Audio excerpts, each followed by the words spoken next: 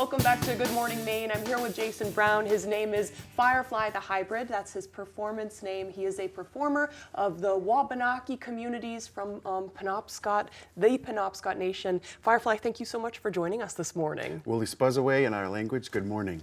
Thank you. Good morning to you as well. So, I mean, it's Indigenous Peoples Day. You will be doing a performance tomorrow at Husson. And these are some cultural and historical stories and performances that are really significant to you. Can you explain what these performances will be like?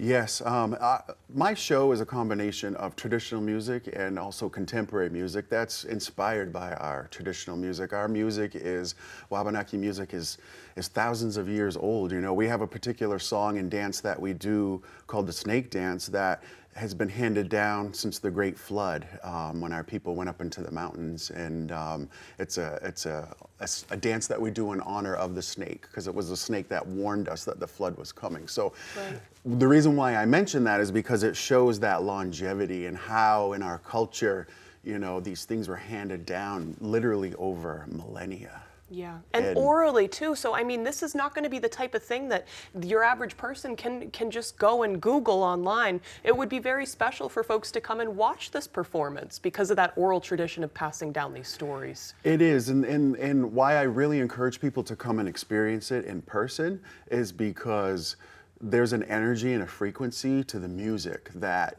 really, it hits you when you hear it digitally or secondhand, but when you're in the room with it and everybody's vibrating and everybody's receiving and they're giving back to me and we're all just, you know, in community with each other and we're dancing and singing together, it's very healing and very powerful. That's awesome. So just situationally, where's this performance going to be? It's on Husson campus, right?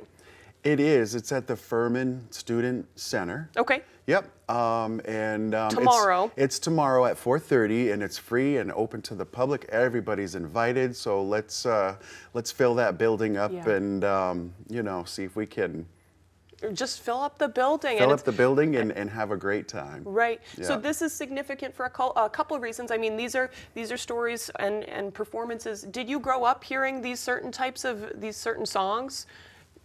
Yes, I did.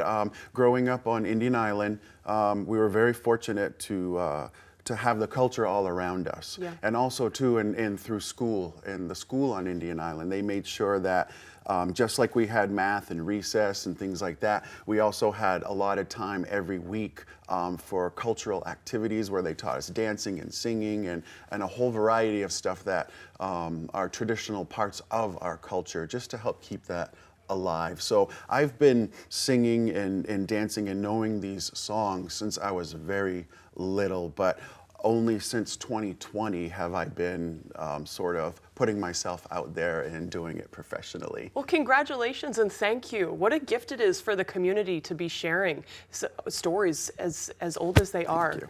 Yeah. Thank you. And I think you were also saying too, it celebrates that the new president of Husson, I think we're saying, it's the first woman to be a president. Yeah, Lynn is the first woman to be CEO, and she's being, I believe she's being installed as the president. Yeah. I guess if that's how you say it correctly. Right. But so that's quite an honor too. You know, in our culture, you know, we. A lot of our indigenous cultures are matriarchal, you know. So I know in my family the women were very powerful, and so, you know, it's a little extra special for that reason for me personally. Yeah. Yeah. Well, I'm hoping for a great turnout tomorrow. It sounds like a lot of fun. Jason Firefly, thank you for joining us this morning. Thank you so much.